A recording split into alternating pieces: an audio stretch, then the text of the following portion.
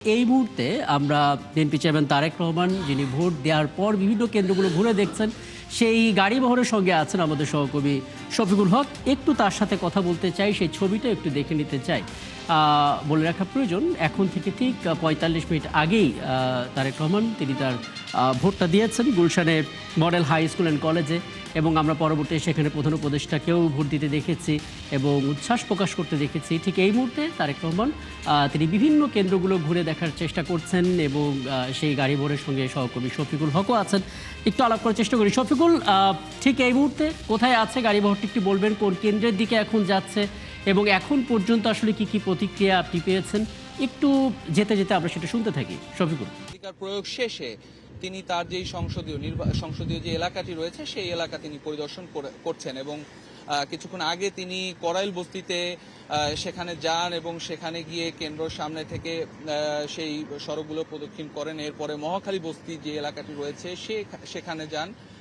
সেখান থেকে ঘুরে এসে এই মুহূর্তে তিনি ক্যান্টনমেন্টের ভেতর থেকে তার যেই ভাষান থেকে যেই এলাকাগুলো রয়েছে ঢাকা 17 আসনের অন্তর্ভুক্ত সেই সব এলাকার দিকে তিনি আসলে মুভ করছেন। এবং আমরা দেখছিলাম কিছুক্ষণ আগে তিনি যখন মহাখালী রেল ক্রসিংটা পার হন, তার পাশে সামনের সড়ক যখন অতিক্রম করে আসেন তখন কিন্তু একেবারেই সাধারণ মানুষ তার যে গাড়িবহর সেই গাড়িবহরটিকে ঘিরে ধরে এবং তাকে দেখে উচ্ছ্বসিত হয়ে যায়। অনেকেই দেখেছি আমরা মোবাইল দিয়ে তাদের মুঠোফোনে ছবি ধারণ করছিলেন, কেউ কেউ তাকে সালাম জানাচ্ছিলেন।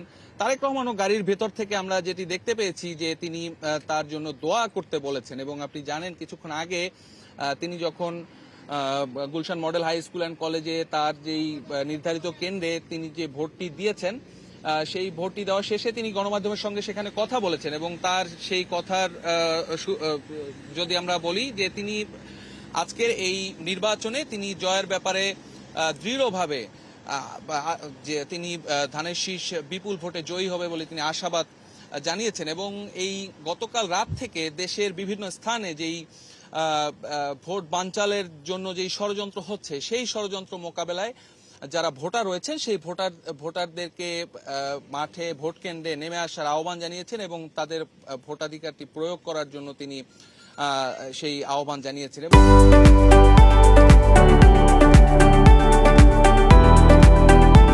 এবং তিনি এই মুহূর্তে আমরা যেটি দেখতে পাচ্ছি এরই মধ্যে 4.5 ঘন্টার মতো সময় অতিবাহিত হয়ে গিয়েছে যেই ভোটটি শুরু হয়েছে এবং সেই ভোট কিন্তু চলমান রয়েছে। এবং তারেক রহমান তার যে সংসদীয় যে আসনগুলো রয়েছে এই মুহূর্তে তিনি ক্যান্টনমেন্ট এলাকাতে রয়েছেন এবং এখানে যে কেন্দ্রগুলো সেই কেন্দ্রগুলোর সামনে তিনি যাচ্ছেন, ঘুরে দেখছেন এবং ভোটারদের সাথেও কথা বলছেন। এবং সার্বিক পরিস্থিতি নিয়ে এখন পর্যন্ত যে পরিস্থিতি তা নিয়ে তিনি সন্তুষ্টিও জানিয়েছেন। তবে যারা ষড়যন্ত্র করছেন তাদের বিরুদ্ধে কিন্তু তার যে আগের অবস্থান সেই অবস্থানের কথা তিনি দৃঢ়ভাবে ব্যক্ত করেছেন। আমরা এই মুহূর্তে রয়েছি রাকিব ক্যান্টনমেন্ট এলাকায় এবং আমরা চেষ্টা করব তারেক রহমান এখানে নিশ্চয়ই একটি যে কেন্দ্রটি রয়েছে সেই কেন্দ্রে তিনি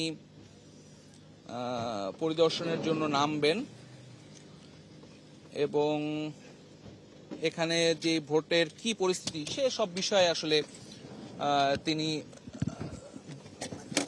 দেখবেন বলে আমরা ধারণা করছি।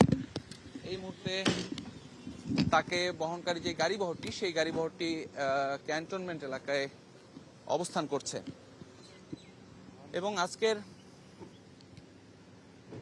যেই ভোটটি তার সপরিবারে তিনি গুলশান মডেল স্কুল অ্যান্ড কলেজের যে কেন্দ্র সেই কেন্দ্রে তার ভোটটি দিয়েছেন এবং ভোট দেওয়া শেষেই কিন্তু তিনি তার যে সংসদীয় আসনগুলো রয়েছে সেই সংসদীয় আসন ঢাকা 17-র বিভিন্ন এলাকায় আমরা দেখতে পেয়েছি তিনি ঘুরছেন। এই মুহূর্তে তিনি আদমজি ক্যান্টনমেন্ট কলেজের যে কেন্দ্রটি সেই কেন্দ্রের ভিতরে তিনি প্রবেশ করেছেন এবং